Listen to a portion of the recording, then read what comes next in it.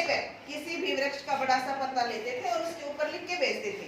तो तभी से यह प्रचलन है कि जब हम संदेश भेजते हैं तो धीरे धीरे जैसे कागज का विकास हो गया है ना, तो हमने पत्ते की जगह क्या कहाँ लिखना शुरू कर दिया, कागज।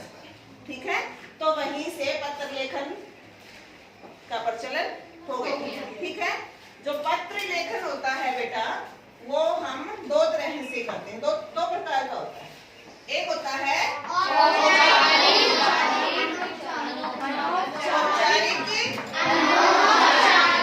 पत्र लेखन और दूसरा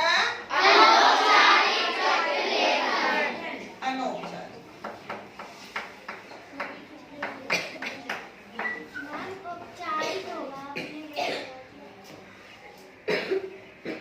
अनौपचारिक पत्र लेखन।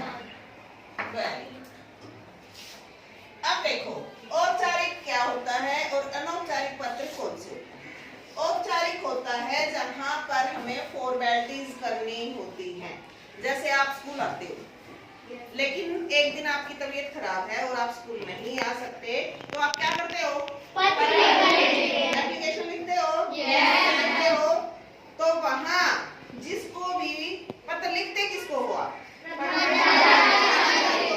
जो हमारा मुख्य अधिकारी होता है हम उसको पत्र लिखते हैं। तो हमने देखा कि औपचारिक पत्र लेखन हम करते हैं किसी भी कार्यालय में, स्कूल पे ही तो होता है, विद्यालय में वो भी तो एक कार्यालय है, हम कार्य करते हैं जाके। टीचर्स आते हैं वो आपको पढ़ाने का कार्य करते हैं, आप आते हो आप पढ़ने का कार्य करते हो, है ना। विद्यालय में, किसी भी कंपनी में, है ना, जहां पर जैसे आपको कई बार दे दिया जाता है कि बिजली अधिकारी को, तो वहां हम बिजली बोर्ड में लिखेंगे, तो वो भी एक कार्यालय है ना।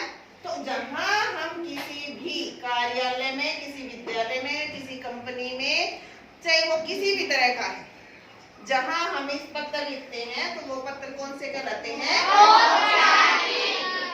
लेकिन जब पत्र लिखते हैं हम अपने मित्र को, किसको, मित्र को, अपने फैमिली मेंबर को, अपने परिवार के सदस्यों को, माँ को, पापा को, भाई को, बहन को, चाचा को, किसी को भी पत्र लिखते हैं, तो वो पत्र किसको, कौन से पत्र होते हैं, अनौपचारिक।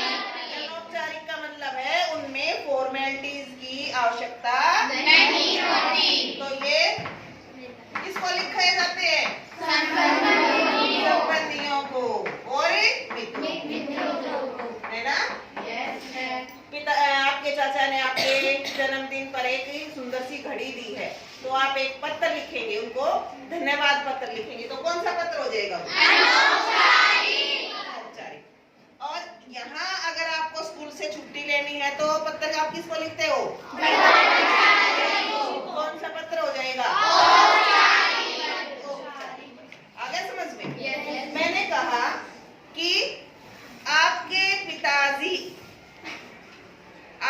पिताजी ने आपके लिए एक सुंदर सी घड़ी खरीदी है या आपके लिए एक साइकिल लेकर आए हैं, तो अपने पिताजी को एक धन्यवाद पत्र लिखिए। कौन सा पत्र हो जाएगा, अनौपचारिक। अनौपचारिक पत्र में हम पहले यही लिखते हैं कि जो हमसे बड़े हैं तो आदरणीय, क्या लिखेंगे, आदरणीय। अगर हमें पिताजी को लिखना है तो आदरणीय पिताजी या पूज्य पिताजी, है ना, ऐसे ही तो लिखेंगे। इसमें हम विषय नहीं डालते, आदरणीय पिताजी, आदरणीय चाचा जी, आपका बड़ा भाई है तो अग्रज। अग्रज का मतलब होता है जो आपसे बड़ा है, आपका भ्राता है, आपकी बहन है, कोई भी जो आपसे बड़ा है।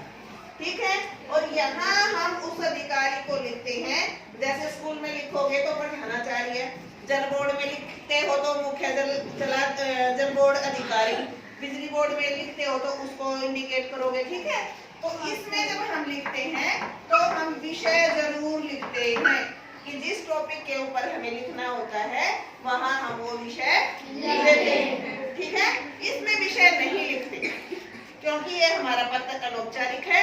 दिनांक डालते हैं हम, जिस दिनांक को हमने पत्र लिखना होता है वो दिनांक हमें डालते हैं।